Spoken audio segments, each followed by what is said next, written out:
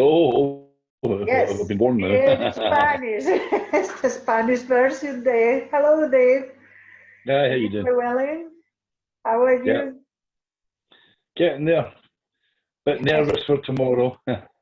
Yeah, yeah. 6 years after the referendum, Yeah, you're going to start a new event, yeah, and it's called the Long Walk to Freedom. And yeah, you will be gathering tomorrow in Eilean Donan. yeah, Yeah. yeah. So please tell us all about it, all the details, everything. Well, 2 years ago, as you're aware, we did the 500 miles, um, which we were trying to explain to people about blockchain, uh, and it would be possible to set up a secure system for people to vote. Um, since that walk finished, with the sort of the splash that we made, it allowed people to go ahead and start to build something which is called the Scottish Digital Covenant. The Digital Scottish Covenant, which is basically it's based on something that was done in the 1950s, where they got 2 million signatures from across Scotland to say they wanted home rule. And we're basically trying to replicate that now in the digital age. But the problem is we're restricted by being online most of the time. So we're basically going to go out the same way we did 2 years ago into the communities, liaise with the local yes groups, and then get them to liaise with the local people on the streets. And we're aiming to get 2.2 million signatures.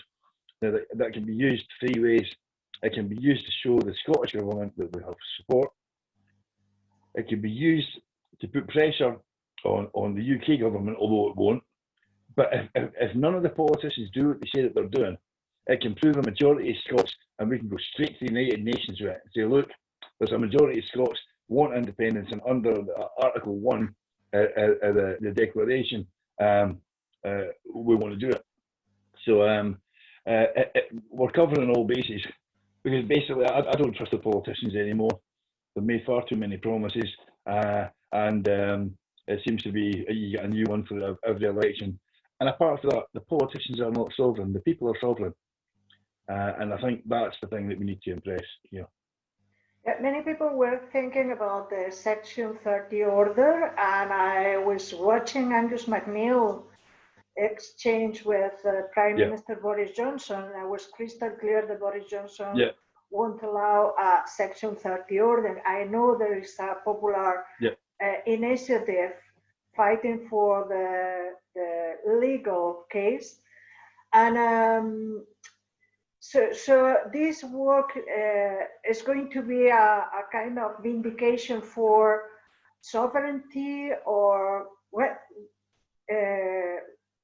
are the objectives? What are the goals? the objectives are to make sure that every single person that would vote yes in a referendum in Scotland have a chance to vote, whether the politicians say yes or no. So if the Scottish Government say that we need to have a Section 30, then no, we don't. We're sovereign people. We can decide. If Westminster say, no, you're not getting a Section 30, it doesn't matter. We are the people. We are sovereign. We decide. And that's what we're doing here. We're saying, we the people decide. We get you to represent us in elections every 4 or 5 years, but the bottom line is, if you're not doing it, and they're not doing it, then we decide, and we're going to make sure that there is a mechanism that is built on a secure blockchain to actually prove that the majority of Scots want independence. And if we have them, that's it. It's game over. And as we get close to the numbers, the politicians will come into step, because they will know what can be done. They know what the law is. I mean, Westminster themselves admit that independence is something for the Scottish people. They've done it in a petition that I put in about a year and a half ago, asking to dissolve the union. And Andrea Leadsam's department came back to me saying, it's not a matter for the Westminster Parliament, it's a matter for the Scottish people. That was for the Tories in Westminster. They know that. They're terrified to have to admit it, in a court or in a parliament, because you have to keep the people online. But that is the way it is. And if the majority of people in Scotland say, we believe that Scotland should dissolve the union and declare themselves independent, then nothing can stop us. Christine Graham said it herself in the Parliament in 2012. Well, and that's the objective. Yeah, it looks like in Westminster are very nervous because the recent polls show that the will of the people is go for independence. Is a high level of support for independence right now, and also they're using every single time the false phrase that it was once in a generation, and it's not like that. The Smith Commission and the Article 18 is quite clear. It's crystal clear also that the sovereign people of Scotland have the sovereign right to have a referendum and decide. No? But my concern now, because we are in the middle of a pandemic and it's quite difficult, we know here that it's very, very difficult to organize events. Yeah. So how is the pandemic going to affect this March?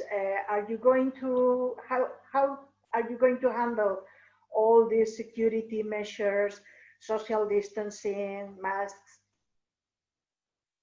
It's affected us already, basically. But when we first planned it, we planned it as though we would be in really bad COVID situation, and then things loosened off a bit. But then they tightened it again this week. But because we were prepared for it being really bad, we decided that each walk is going to be in their own bubble. Everyone that's actually taking part in it have been socially distancing, basically quarantining for the last 2 weeks to prove that we don't have it. And then each walk will become a family.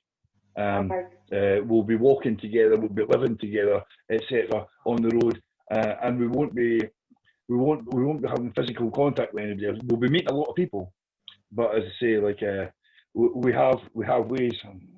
I've got something here I can show you.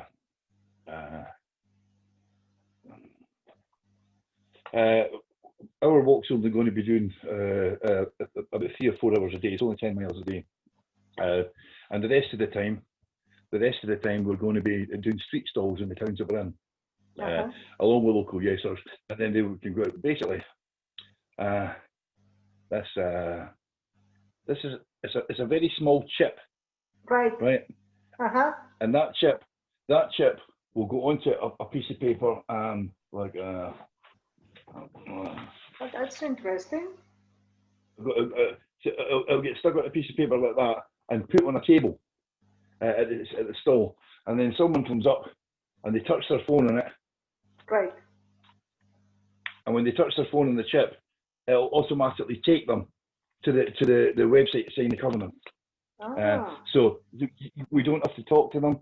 We don't have. We can talk at a distance, but we don't have to exchange things. We don't have to touch people. They can come up, touch their phone on that, and it'll instantly take them to the website where they can sign the covenant. Wow, technology, huh? So, absolutely. It's great. I mean, it's fantastic that it's very easy. Yeah. Right. And are you coordinated? Are you coordinated with other marches, or are you gathering with other people around Scotland? Yeah. Tomorrow, the 1320, we're in Carroll, Eilean Carroll, she is now known. That's starting tomorrow at the same time at Eilean Donan. We'll be walking for the first 4 miles together in 2 separate groups, but as part of the same march. Then they'll be going north to head up around the MC500. We'll be continuing west to go into Skye. They're going to be doing almost 30 miles a day. Us old ones are going to be doing about 10 miles a day for over the 7 weeks. And as I say, they're going by about a month in. I think they'll be back to around about Inverness or along the northeast coast. By the time we've done a month, we're going to be down at Faslane, so around about that area. But we've got people who are going to be. Well, we've got 3 live streamers in our group. All the walkers are live streamers. And they've got people. Tell us about the workers. Sorry? Because I know there is some worker that repeat this the 3rd time working. And tell us, who are the workers? The 1320 has got the full distance ones are the ones that have done the both to 500 before. Ever One Big, formerly Brian Chapman, and Carol J. College. Yes. They're doing the full 1320, starting at Eilean Donan. Yeah. I don't know whether it's brave or whether it's mental. I hope they manage to do it, and I'm sure they will. But it's going to be very, very hard for them. Not least, I remember the weather when we did the north last 2 years ago. It rained for the first 9 days. Fortunately, we've got better weather here at the start of this one. But they're going right up into the wilds. So they've been joined on that by Diane Matheson, who's one of the head organisers this time. Right. And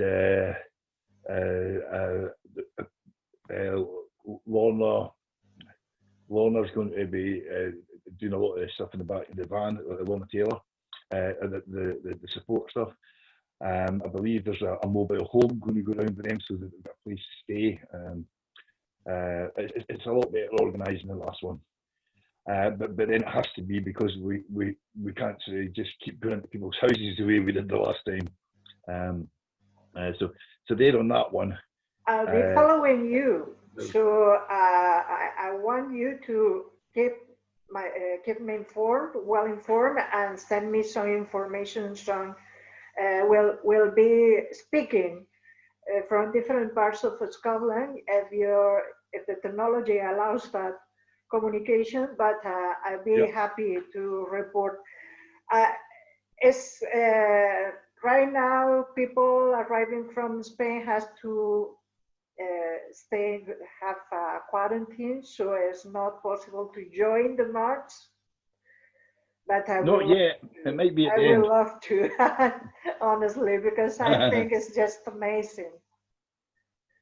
Yeah. Well, I think basically, if the quarantine relaxes before the start of November, the 5th of November in Edinburgh, it's going to be very special. Right. Guy Fawkes night. We're going to burn down the English Embassy. No. Okay. You better cut that bit out. Listen.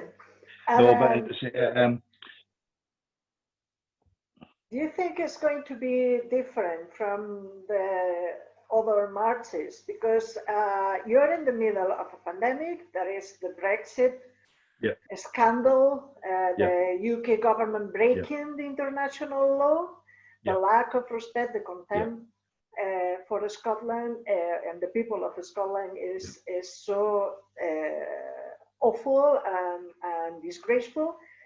So do you think that the people in Scotland are going to feel in a different way these kind of events?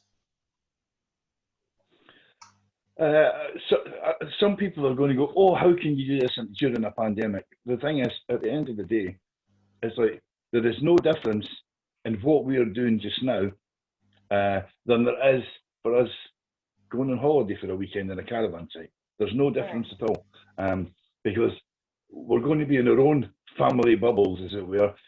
We've been locked in for 2 weeks so that we know that when we arrive, we're clean. So we're not going to be bringing anything in to anyone's area, and the only human interaction that we're actually going to have, sort of within our safe areas, is each other. We will be meeting people from other groups, but they will be socially distanced, and they'll be getting the message, and then they'll be using it to electrify their own communities. So once again, it's like the first one. We aim it to be something that people can focus on, and once they realise, honestly, and on the first one, everybody just, if somebody had problems, they just shared stuff. This one, we've got our own medical kits. We don't share medical kits.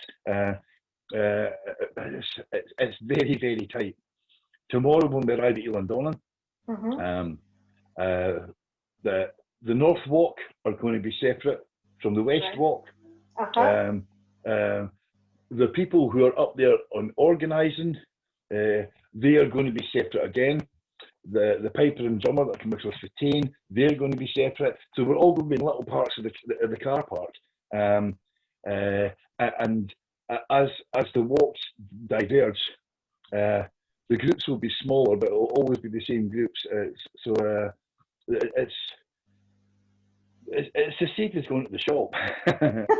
Yes, of course, but the reception, the feeling from people in Scotland will be interesting to see, because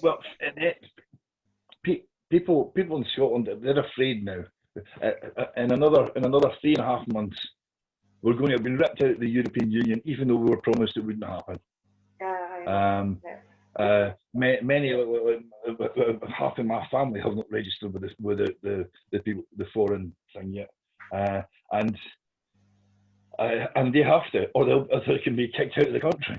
And I mean, that's half of my family right here now, and that needs to be done in the next 3 months.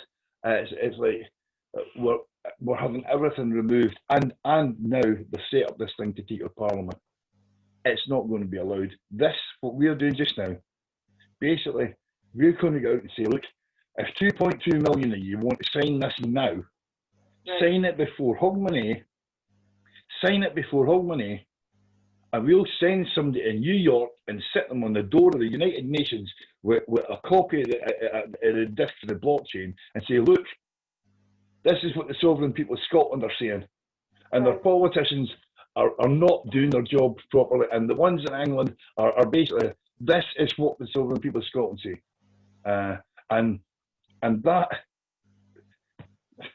it's worked for an awful lot of other people. I mean, you can't have a UDI. Every single declaration of independence has been a UDI. It's never been agreed that somebody's going to go. Everyone has been a UDI eventually. But the bottom line is that the UN won't sanction it unless you can prove that the people have actually, you've got a majority of people for it. The thing is, the governments are using that to prevent us having the mechanism to prove that we have this majority. So we are providing them with a mechanism that is infallible and legal. A lot of people will sign it. Some people won't. Some people need to be convinced. The politicians are staying well back from it just now, but as soon as they realise the amount of signatures that are coming in, they're going to have to get on board, because it's going to be bigger than every party in this country, because it's the sovereign people of Scotland. You know, Dave, I'm very active on Twitter and Facebook, and I've been noticing, and I notice a kind of sadness, a lot of people upset because they don't see the Scottish government doing enough to get a referendum. Many people criticizing the strategy from the Scottish government, because there's no way that and I was crystal clear, Boris Johnson told Angus MacNeil yesterday again that he won't accept. Even Cameron today, he is really concerned about giving a referendum to Scotland, because they know they're going to lose this time with all the dirty tricks they try, etc. There's no possible. It's not possible, because evil. They broke the vow, Brexit, etc., and now all this chaotic strategy with COVID-19 is crystal clear that Scotland can be a great independent nation. Yeah. So I'm really looking forward to knowing what is going on with your march and the feelings around Scotland and Yeah. your perception of your or your experience. So I wish you the best of luck. I'll be in touch because I want to know about you. Okay. Well, I'll be on Twitter and Facebook every day. I'll be doing live streams. I'll be doing videos. Yeah. And interviewing people as we go from a safe distance, of course. And yeah, we're going to make Scotland's voice so loud that no one can ignore it anymore. A last question, Dave. Yes. How can people help? Yeah, and follow the event. Yeah, because I think there is a website. Yeah. Yes. The website is Long Walk to Freedom dot the roundtable dot Scot. That's the event site. There's also the digital Scottish Covenant dot Scot. Or it's just digital covenant dot Scot. I've seen the hashtag the Long Walk to Freedom and sign the covenant. Is it? Yeah, hashtag Long Walk to Freedom, or it can be shortened to LWTF 1320 right. as well. That'll be another one. It's a lot easier than just typing in the whole thing. But yeah, the main thing is we're doing it so that people sign the covenant. That's the most important thing. We've all got a voice, and you don't have to live in Scotland to sign the covenant. To actually sign the covenant, you do need to be in Scotland. You need to be on the voters' roll or able to vote. But if you're a supporter from another country, there's another thing that you can sign as a supporter that allows you to do that as well. And of course, if anybody wants to help sponsor us for it, because obviously COVID proofing it's a little bit more expensive than it was 2 years ago, so they can also sponsor us on the website. Is there any crowdfunding? Sorry? Any crowdfunding? No, we're not doing the crowdfunding, but we're basically it's possible for people to sponsor individual walkers or sponsor the event. So it's rather than crowdfunding it, it makes it a little bit more personal for people. Dave, thank you so much for your time. I wish you the best of luck. I'll be in touch. And all my friends and I'll see you in November. Please support these guys and look after these guys, okay? And sign the convention. No problem. Okay, definitely. Thank you, Dave. Thanks, Peter. Cheers.